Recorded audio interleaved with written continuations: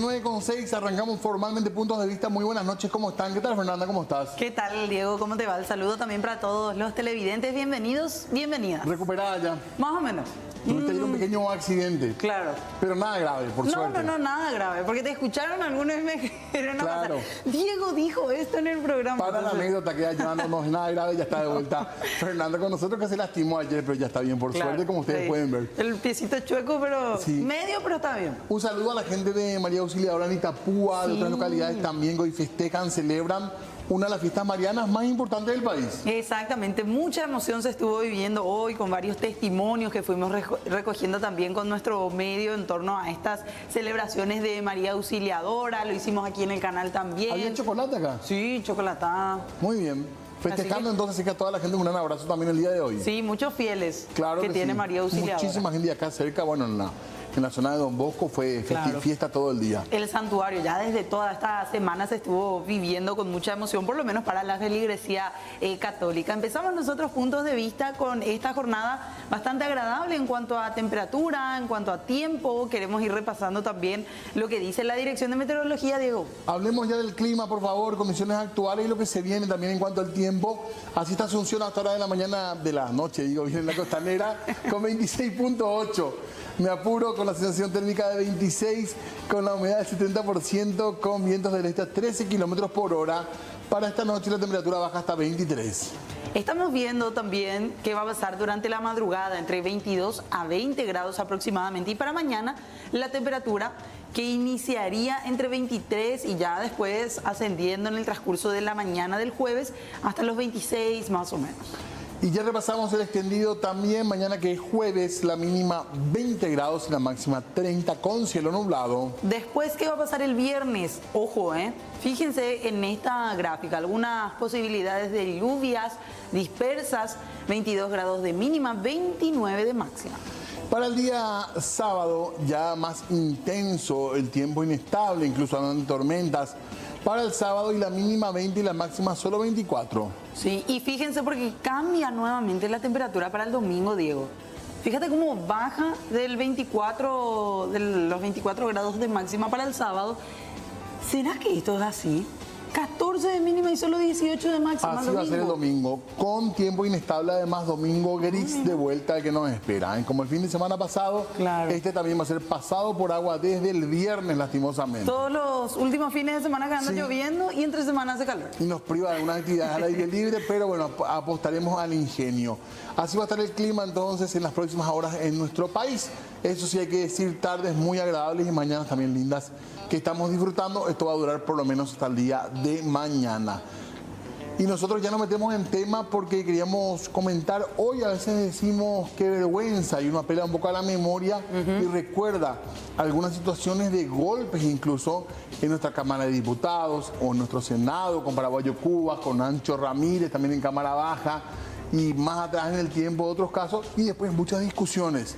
Pero a los puños con golpes también pasó acá y en otros países. Y queremos compartir lo que ocurría durante una interpelación a un ministro, pero del gobierno boliviano.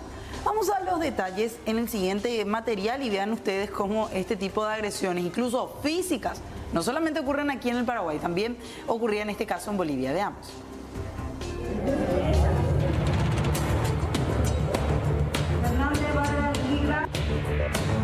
Vamos a invitar al ministro de Gobierno, hermano Eduardo del Castillo, para que nos acompañe en la testera.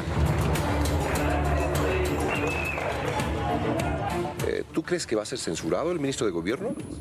Esperemos que sí, que se pongan la mano al pecho y que estos abusos en realidad que se cometen no solo contra el gobernador, sino contra un pueblo entero, porque es el pueblo que lo escogió al gobernador, se sienten de una vez y que no vuelva a pasar ni con una autoridad masista ni con una autoridad de la oposición, porque se tiene que establecer el respeto a los derechos humanos.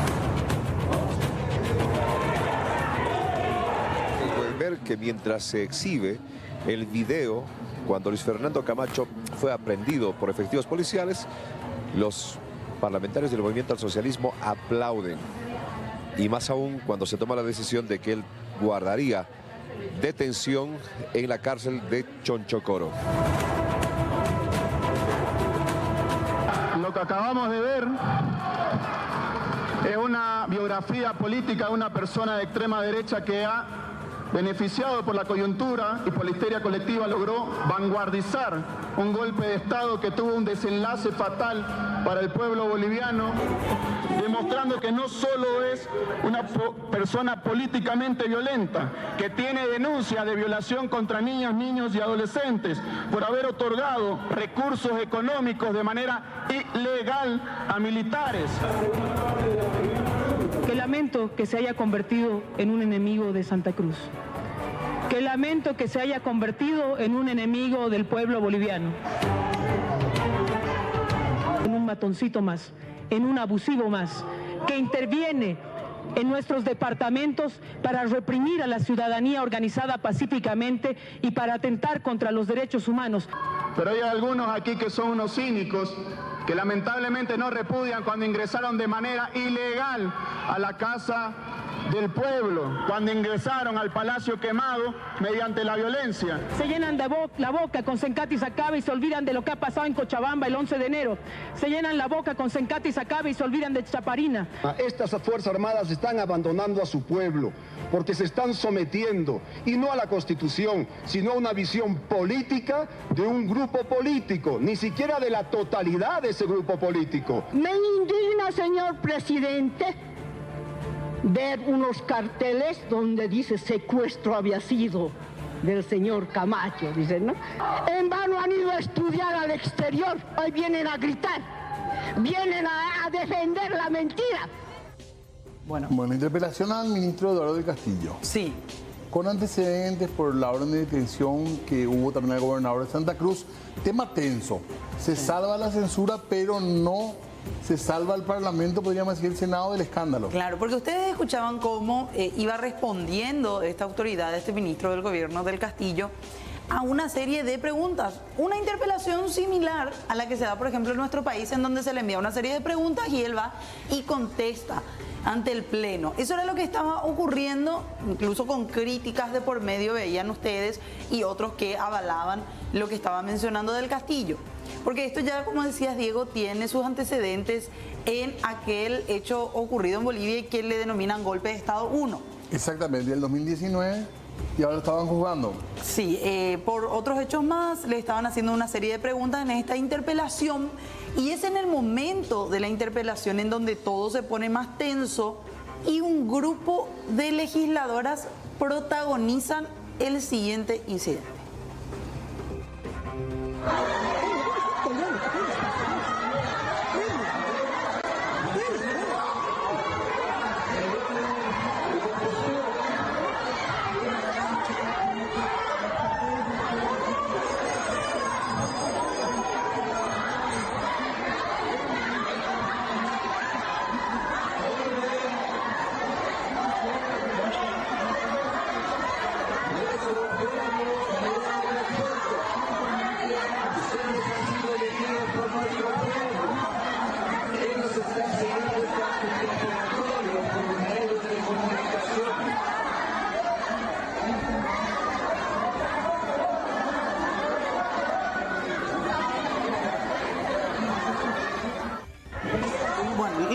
Observando es una pelea, agresiones que llegaron incluso a lo físico entre legisladoras del oficialismo y por otro lado de la oposición. De esta manera, Diego, se interrumpía la interpelación que se estaba haciendo al ministro del gobierno del Castillo.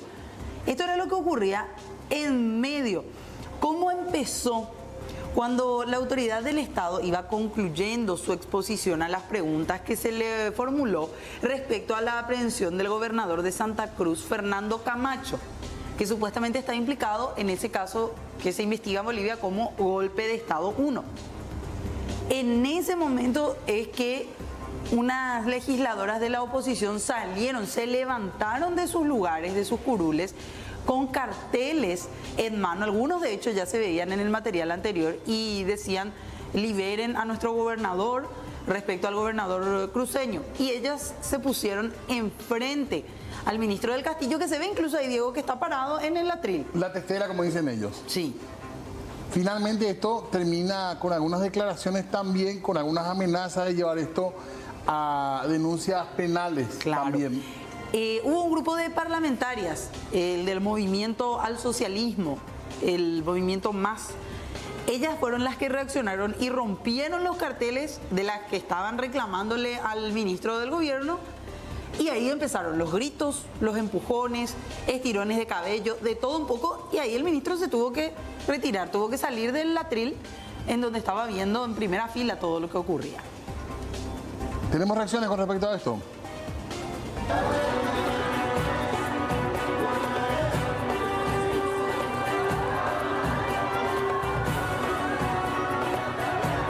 Es lamentable, es realmente una vergüenza que diputados, diputadas que no tienen propuesta lleguen a esos términos. Han sido las diputadas de la oposición que se han acercado raudamente hacia el ministro, no sabemos qué intenciones tenían, si era de agredirlo o cuál era la propuesta, la idea, y con eso bueno, han ocasionado que nuestras diputadas, por supuesto, salgan a cuidar la testera, a cuidar al ministro, y se ha producido este hecho bochornoso. Bueno, una vez más lamentamos este escenario de violencia, obviamente fomentado por el ministro interpelado. No es primera vez que pasa esta situación en el escenario de la Asamblea Legislativa, donde los militantes, los parlamentarios del Movimiento al Socialismo ejercen violencia. Estábamos mostrando en letreros porque no nos dan el derecho a la voz en la Cámara de Diputados. Varias mujeres de oposición hemos sido agredidas por el Movimiento al Socialismo, por las mismas mujeres del Movimiento al Socialismo. Una que tiene un sombrerito que es minero y la otra señora que es una secretaria que está al frente en el directorio de la Cámara de Diputados. Debería dar el ejemplo esta señora. Sin embargo, no esperó de que yo me levante del piso y lo único que hizo fue agarrarme de los pelos y volver a tumbarme. Bueno, fuertes las imágenes, las agresiones a algunas legisladoras y otras personas que estaban en el lugar que también participaron de la gresca. Esto continuaría además ya en términos judiciales. Es impresionante. De hecho, que algunos también repudiaban, decían, es una pena que en una Cámara de Representantes así se tenga que vivir este tipo de conflictos, de situaciones. Pasa a veces en nuestro país, pasa también en el continente. Pasan las mejores familias. Pasan las mejores familias y también en los peores y los mejores congresos. Me parece que de repente, lamentablemente, hay estas imágenes también. Es así. Tenemos algunas, de hecho, de lo que ocurrían en diferentes partes. Con esto ya se empieza a hablar, de hecho, en Bolivia, acerca de otras situaciones, otros hechos ocurridos también en parlamentos, en otras instancias, en donde lastimosamente llegan a los golpes. Tenemos allí las imágenes para ir compartiendo, de hecho, de algunas repercusiones y, por qué no decir, de una serie de conflictos que ocurren en diferentes puntos. Asimismo, tenemos imágenes de Honduras, por ejemplo, que ya compartimos también con todos ustedes, de otros momentos que se vivieron también en distintas salas de Congreso. Veamos.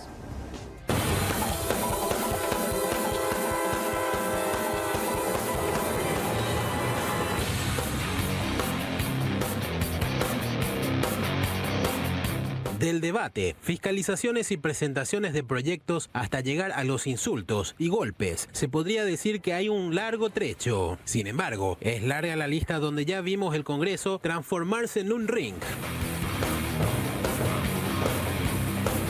En enero del 2022, legisladores en el Congreso Nacional de Honduras protagonizaron este incidente. Diputados del Partido Libertad y Refundación pelearon luego de que desconocieran un acuerdo sobre la presidencia de este organismo.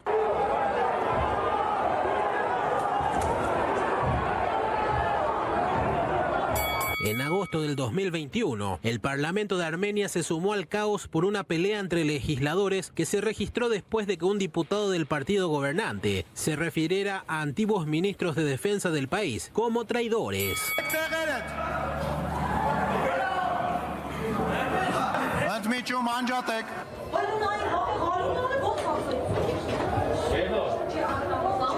También en agosto, pero del 2022, un diputado golpeó al vicepresidente de la Cámara en el Congreso de Chile, de Gonzalo de la Carrera para Alexis Sepúlveda. Este incidente terminó con el agresor expulsado de su banca del Partido Republicano.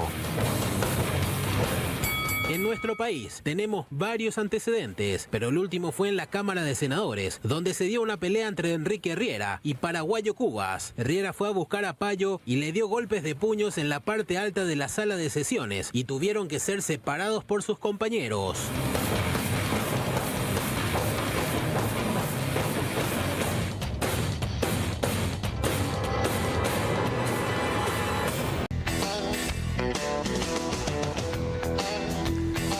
Con 24 ahora, 23 grados la temperatura. Fernanda, sí. Esto hay que manejar con tranquilidad en el sentido que hay brotes confirmados de gripe aviar, pero las autoridades insisten de que está bien centralizado en algunos puntos, que no se expandió y que hasta el momento no hay personas sospechosas de haber sido afectadas por la enfermedad. De hecho, que Salud está haciendo su reporte constantemente, analizando algunos casos, pero descartando nuevamente la posibilidad de forma rápida y comunicando que no existen casos de gripe aviar, por lo menos hasta ahora, en personas, en humanos. Y hay varios factores que hay que tener en cuenta, cómo puede ser perjudicial para las personas esto, para la industria, para las pequeñas economías, también hogareñas del interior, sí, porque puede causar un perjuicio. Así que vamos a hablar de esto, a empezar a hablar también de vuelta sobre algunos puntos vinculados a esta enfermedad. Exactamente. Queremos saludar ya a nuestro entrevistado de esta noche respecto al tema que nos acompaña, el doctor Carlos Ramírez. Él es director de epidemiología de SENACSA. Doctor, ¿cómo le va? Buenas noches.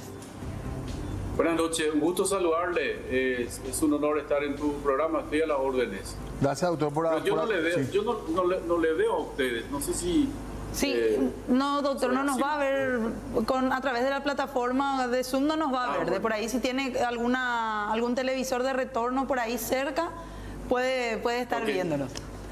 En un ratito vamos a empezar con algunas preguntas, doctor, pero queríamos antes también hablar un poquitito y contarle algunas cosas y preguntarle a la gente o ver qué dice la gente ante ciertas preguntas sobre esta enfermedad.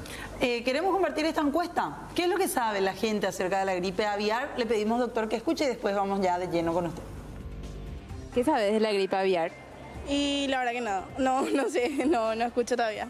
La verdad que yo no escuché nada. Sé que hay mucha gripe, pero no sé nada del gripe aviar. La verdad que nosotros no sabemos nada todavía hasta ahora. Yo sé que es una enfermedad que se produce por medio de exclusivamente creo que es del pollo, ¿verdad? Sí, y nosotros tratamos acá de estar en forma saneado, compramos todas las cosas. No compramos de por ahí, todo es de fábrica que se trae la cosa, que pasa por el proceso de saneamiento, ¿verdad? ¿Cuáles son las comidas que más se está pidiendo ahora? Y mayormente los lunes hacemos caldo, que sale bastante también. Tenemos también asado a la olla que hacemos de martes a viernes, que sale muchísimo también. Lo que sería el borí con pollo, por ejemplo, tiene varias verduras, va el pollo, va el borí también lleva huevo, harina de maíz, queso. Después el picadito tiene carne, el bife coguá tiene carne con huevo también. Borí de gallina casera, caldo de pescado, bife coguá, picadito, puretón, todas las milanesas. Es el caldo de pescado, borí, gallina y eso. Es lo que se come mucho, el puretón.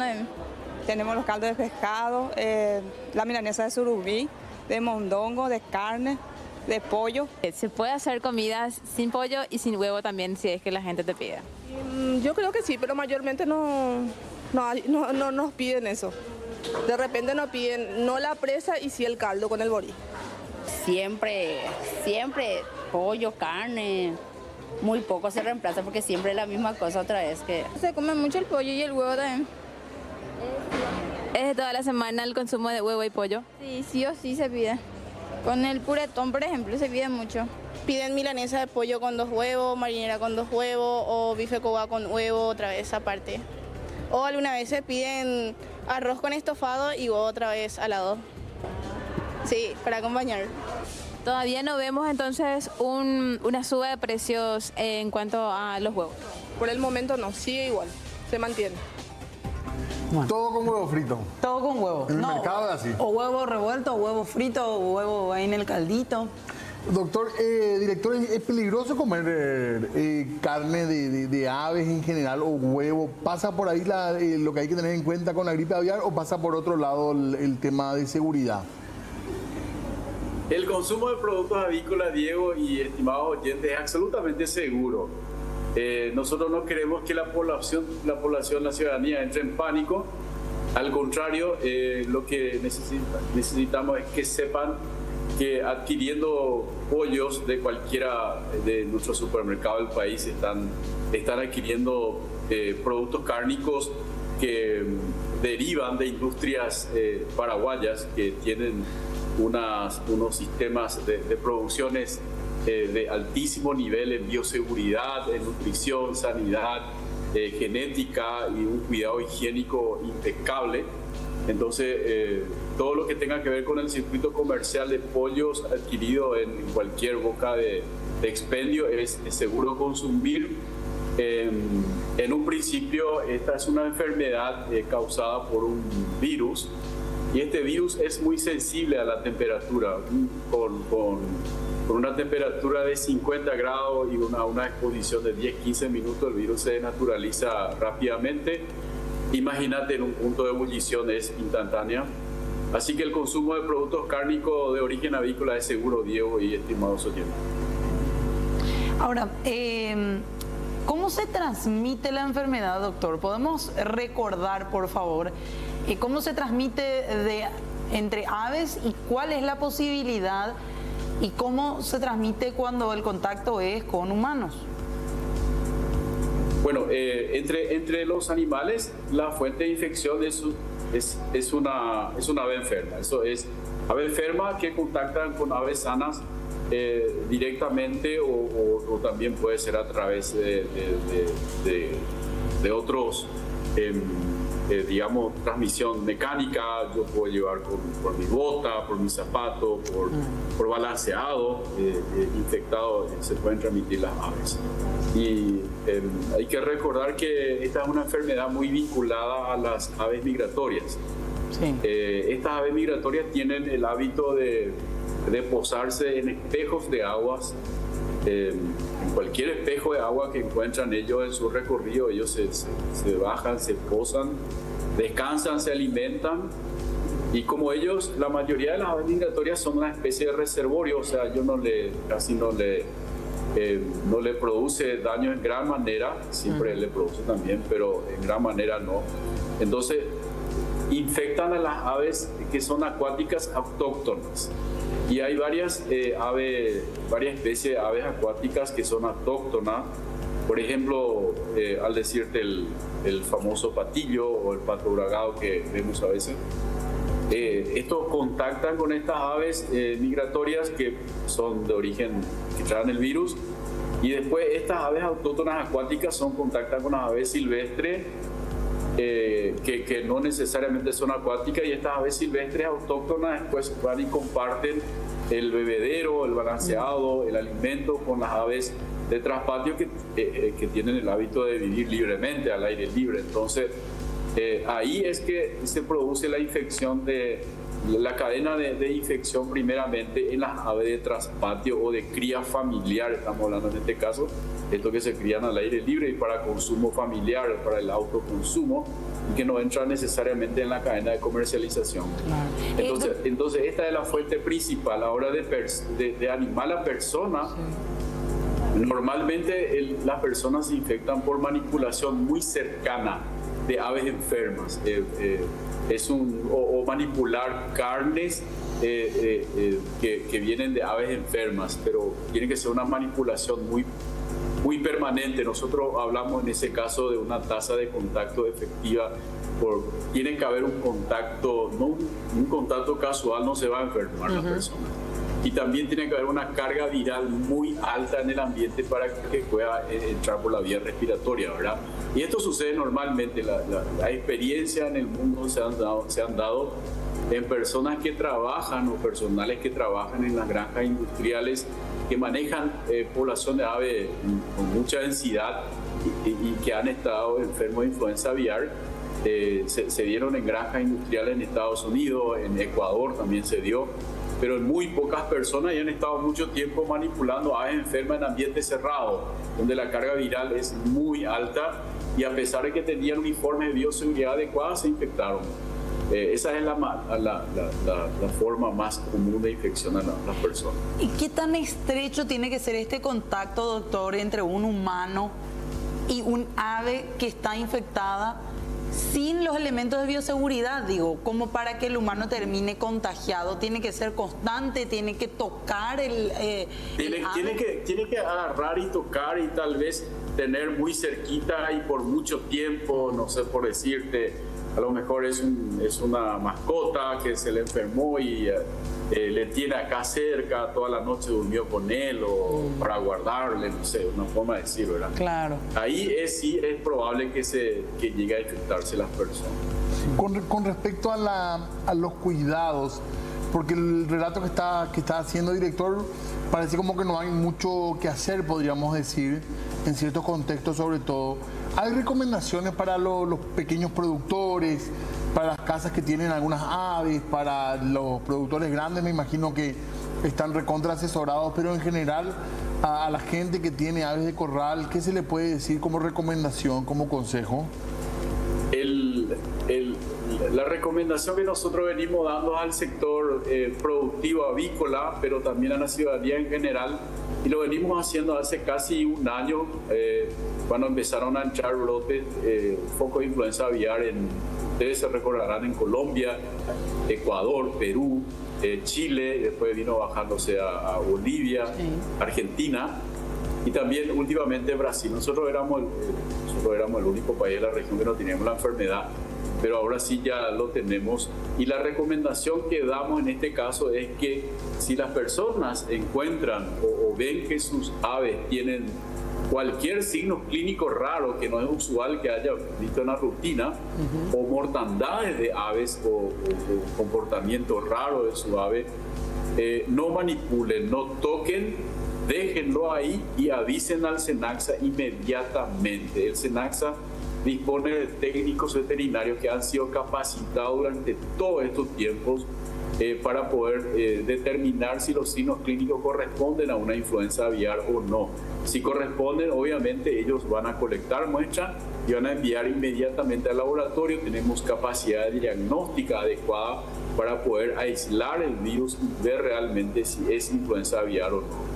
Y eso lo podemos hacer en un corto tiempo y eso nos ayuda a nosotros a detectar precozmente la enfermedad y establecer respuesta inmediata en el área de ocurrencia de manera a eliminar la fuente de infección, contener la enfermedad, evitar que se traslade a otra área, a otra área que no, probablemente no exista la enfermedad y establecer un vacío sanitario temporal y volver a recomendar la repoblación de aves. Director, hasta ahora estábamos hablando de 4 focos. ¿Esto se ha ampliado, ha crecido? ¿Hay más casos que se puede decir como información actual? No, hasta ahora solo hemos tenido 4 focos. Los 4 focos están en el departamento de Boquerón. Están alineados casualmente a una ruta aérea, una ruta de las aves migratorias que atraviesa el Chaco paraguayo de norte a sur. En el medio mismo el Chaco atraviesa esta ruta de las aves migratorias que por hábito estas aves empiezan a bajar, digamos, por decir, del norte hacia el sur en el mes de agosto, continúa septiembre, octubre, noviembre, hasta finales de febrero y a principios de marzo hasta este tiempo que estamos ahora, fines de mayo, ellos vuelven a subir hacia el norte, vuelven a su origen y en ese periodo de tiempo van contactando con las aves acuáticas autóctonas que son las que quedan como reservorio del virus y casualmente estos 4 focos están alineados a esa ruta de aves migratorias. Nosotros creemos fervientemente que esa es la mejor o la más probable fuente de infección porque, como dije al principio, los 4 casos o focos de influenza aviar que tenemos son granjas familiares para autoconsumo, no entran en el comercio, en el circuito comercial. Entonces, y también algo importante, están vinculados con espejo de agua, tienen tajamares grandes, tienen surco de agua importante y ustedes saben que hubo mucha lluvia en estos tiempos en el Chaco y casi los surcos de agua están llenos y son lugares muy propicios para que las aves migratorias puedan posar. Claro. Bueno, reiterar nuevamente y llamar a la calma, doctor, para ir cerrando. Y le hago la misma consulta para la gente que se fue sumando a lo largo de estos minutos en la charla. ¿Es seguro entonces comer productos derivados de aves, principalmente el pollo, huevo? Hay mucho desconocimiento todavía en la ciudadanía, pero la transmisión de gripe aviar no se da a través del consumo de estos productos. No se va a dar. Nosotros recomendamos la cocción, porque dije al principio que era muy sensible a la alta temperatura y estamos eliminando el virus. Y aparte de comprar en nuestros supermercados productos cárnicos de origen avícola, el servicio asegura la buena higiene, la inocuidad de los productos, porque pasa por el control del servicio de estos productos. Y bueno, recomendamos también que nos comuniquen al servicio si detectan aves enfermas o mortandades de aves. No manipulen esa ave, no toquen, déjenlo ahí, comuniquen al servicio. Hay 86 oficinas unidades zonales en todo el país cubriendo los 17 departamentos, y hay veterinarios que te pueden ayudar, que le podrán ayudar en eso. También pueden reportar a 2 números de teléfono. Le voy a decir ahora el 0982 567 525 y el 021 729 0015 al interno 1215. Aquí se le va a atender casi las 24 horas. Cualquier denuncia que nos quieran hacer, dejen su nombre, la ubicación exacta donde está, y nosotros le vamos a derivar a la oficina de Senaxa más cercana para que le atienda un colega del servicio. Director, le agradecemos mucho su tiempo y seguimos conversando. Muy amable. A la orden, que tengan un buen resto de jornada. Gracias. Bueno, la gente de Senaxa entonces, dando a conocer estos números, por consumir estos productos avícolas, uno no puede llegar a enfermarse, porque lo importante es aquí la cocción, para eliminar de hecho la posibilidad de cualquier tipo de transmisión de enfermedades o bacterias que se puedan generar a través del consumo de este tipo de productos. Por suerte, además, digamos que en general la carne de las aves se consume ya bien cocida, digamos, a diferencia de la carne de res, donde por ahí la gente come más. Se puede comer más cruda, digamos, ¿verdad? Más rojita. Claro, más la carne de ave no se come así de esa manera, claro. En general, digo. Y ahora más que nunca tomar esa precaución. Importantísimo lo que decía también. Los 4 focos que están en el Chaco, ya controlados por Senaxa de influenza aviar, son lugares de traspatio, es decir, no son grandes fábricas o no son grandes lugares, establecimientos en donde nuevamente se comercialice. Son generalmente pequeños corrales en donde se detectó la transmisión de esta enfermedad, pero no se comercializa para terceros ese tipo de... Y la recomendación también para los productores o la gente que tiene aves en la casa, en caso de mortandad o animales muertos, no tocar, es la recomendación, y avisar inmediatamente a esos números que estamos compartiendo con ustedes. Ahí están en el Zócalo, pueden anotar nuevamente 021-729-0015 y el 0982-567-525. 19:42, hay que hacer pausa. Ya venimos.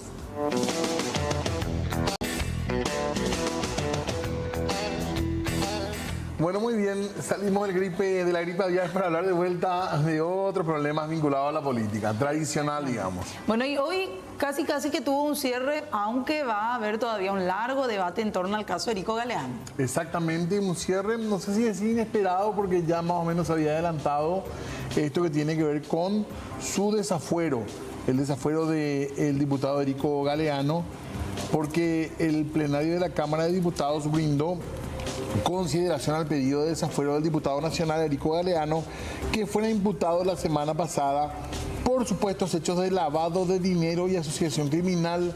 La decisión unánime fue dejar sin fueros al mencionado legislador. Hubo unanimidad en la decisión. Había 69 diputados presentes. Todos ellos votaron a favor del desafuero. De hecho, que Erico Galeano no participó de solo la nota, digamos. Sí, solo envió la nota en la cual él le pedía a sus colegas que hagan lugar al desafuero, que finalmente se hizo efectivo. La discusión ahora está en este argumento que él señalaba ayer, de que tiene doble inmunidad, de que ya tiene inmunidad como senador electo desde el 30 de abril pasado, y que por eso no podría ir eventualmente a prisión preventiva, haciendo una interpretación del artículo 191 de la Constitución Nacional. Los fueros parlamentarios de ninguna manera implican impunidad.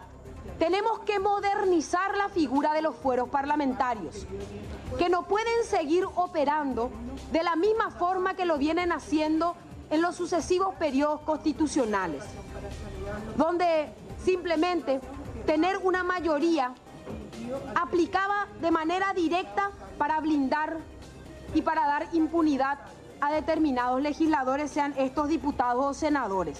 La finalidad de los fueros parlamentarios es evitar detenciones o procesos penales con una indudable motivación política que pueda turbar la correcta marcha de la labor representativa. Esto no es una persecución política. Esto claramente está vinculado a un proceso enorme del operativo Ultranza PI que ha desactivado algunos tentáculos, y no todos, que tienen que ver justamente con una red de lavado de dinero y de narcotráfico. No, señor Erico Galeano, usted no tiene doble inmunidad. Usted no tiene doble fuero. No, señor. Usted no es inimputable. Bueno, otros opinan, Diego, ya desde ayer que se generó la discusión de que después de que sea proclamado recién, Erico tendrá su inmunidad de senador electo. El fuero de senador, después de la proclamación, falta todavía. ¿Qué fue lo que hoy se dio a conocer? De hecho, hoy se estuvo hablando bastante que según el cronograma de actividades de la justicia electoral fijado ya con tiempo de antelación, hoy se va a conocer sí o sí, antes de la medianoche, incluso decían algunos ministros del TSJE, la lista de candidatos proclamados. Así mismo, estamos atentos a eso. Pero hubo otros temas también en Cámara de Diputados hoy. Sí. Gonzalo Ataje. El caso de Jorge Bogarín. Exactamente. ¿Cuál es la reacción del gremio de abogados, por ejemplo, con respecto a esto? Que habría que ver. Hablaron de un caso gravísimo, ¿verdad? Sí. Vinculado a esta persona que tenemos ahora en imágenes. Jorge Bogarín Alfonso, la acusación principal del libelo era específicamente que cuando él se desempeñaba como miembro del jurado de enjuiciamiento de magistrados, usó sus influencias, dice la acusación, para destituir al exfiscal Jorge López Loman y así salvar o ayudar o tirar una mano prácticamente a una persona que estaba siendo investigada en su momento por abuso sexual en niños y que posteriormente fue condenado. Esa era la acusación, que incluso incluía también a Vicente Ferreira, el otro declarado significativamente corrupto en el mes de marzo pasado, porque supuestamente Ferreira habría falsificado documentos de la investigación para favorecer al procesado por abuso en ese entonces, y fueron ambos, según la acusación, quienes promovieron esta persecución, dicen algunos, contra el ex fiscal ya ahora fallecido. Recordemos que este hombre fue señalado también por el gobierno norteamericano como significativamente corrupto. A partir de ahí las discusiones, pero hoy fue salvado de vuelta en Cámara de Diputados.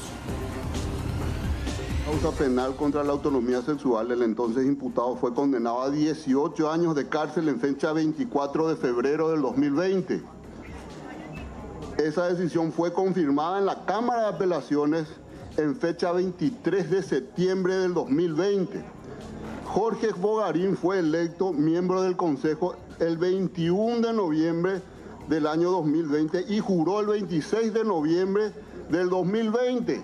¿Cómo es posible que haya utilizado su influencia como miembro del Consejo de la Magistratura para intentar la impunidad en la causa penal que finalizó antes que él mismo sea electo? ¿Y qué influencias pudo haber utilizado? ¿Por qué Bogarín apaña a un violador de niños? Por dinero, por poder. Ya han perdido absolutamente la noción del bien y del mal. El señor Bogarín ha corrompido además a funcionarios dentro del jurado de enjuiciamiento. No solamente él es el corrupto, él tuvo que armar una red de corrupción adentro. Este señor, que representa a un partido que se denomina Pro Vida y Pro Familia, defendiendo a violadores de niños, violaba a sus hijos, violaba a su esposa, violaba a sus hijos y a sus hijas. Espero que los Pro Familia le den. Seguimos informando nosotros y vamos a hablar de esto. Atención, porque avanza la obra sobre el brazo Añacuá, una obra que es muy importante para el futuro hidroeléctrico de nuestro país, también para la integración principalmente con la República Argentina. Avanzan las obras, estamos hablando de más de 1000 obreros que trabajan en el lugar con intenso movimiento de maquinarias pesadas que permitirán contar con 3 turbinas. Que lograrán una mayor producción y se habla incluso de un récord de energía limpia y renovable. Habló sobre esto el ingeniero Juan Encina, subjefe técnico de la EBI.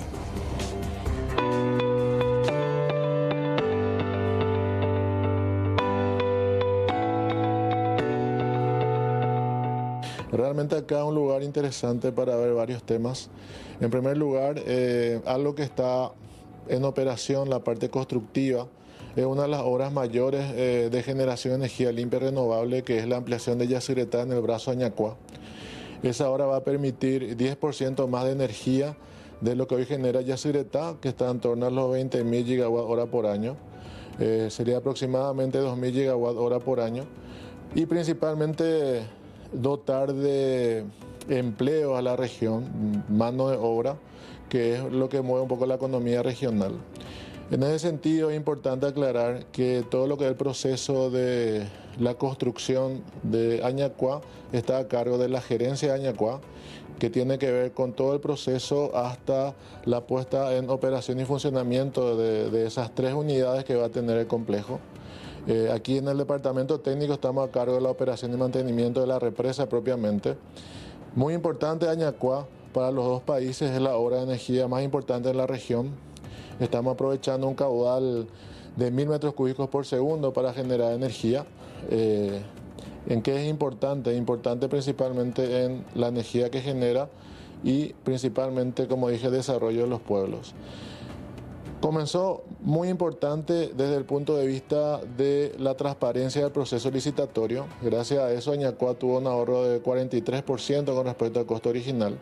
Hoy estamos con un avance en la obra de 35% aproximadamente de lo planificado de todo el proyecto. Estamos en la parte de las obras civiles. Actualmente se está trabajando en la culminación de toda la parte de la obra civil, la unidad número 1. A partir de la culminación de las obras civiles, que hay mucho todavía por hacer ahí, en paralelo tienen que entrar las obras electromecánicas y todo lo que es y tiene que ver con la salida de la energía propiamente prevista nominalmente de aquí a 2 años. Sí, también Añacuá es un ejemplo que inclusive durante la pandemia la obra no paró. Estuvieron trabajando con todos los cuidados que tendría que ver en ese momento. Hubo algunos atrasos más que nada justamente por la llegada de los equipos de Europa. Tenemos aquí ya que han llegado los transformadores de potencia que necesitamos para justamente hacer el transporte y que llegue la energía a Argentina y a Paraguay. Tenemos componentes electromecánicos que ya están llegando para anticipar los trabajos, pero hoy lo que se visualiza y lo importante es que muchos paraguayos están viniendo a observar es la obra de Añacuá, que como te digo está acercando aquí a la central a 12 kilómetros y realmente es mucho lo que se ve, lo que es la ingeniería paraguaya. Vienen estudiantes, vienen realmente mucha gente interesada en la obra y sí, tiene sus trámites todavía pendientes, pero hay un avance importante y principalmente que tiene que ver con un proceso interesante donde gente de mano de obra paraguaya está trabajando ahora y también del lado argentino. Y bueno, a través de los consorcios con los cuales la EBI ha contratado, estamos llevando adelante esto.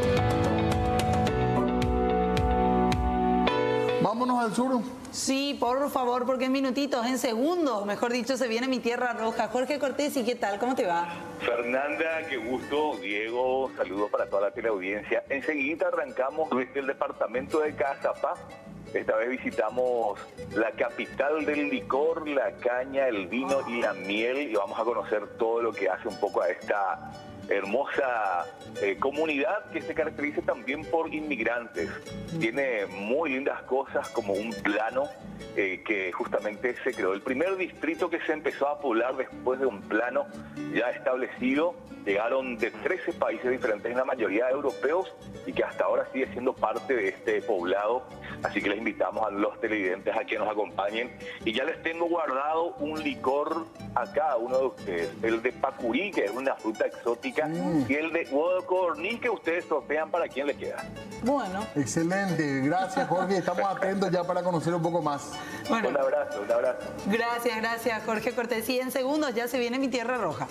Así mismo. ¿Y nosotros volvemos mañana? Sí, señor. Chau, chau. Hasta Gracias. entonces.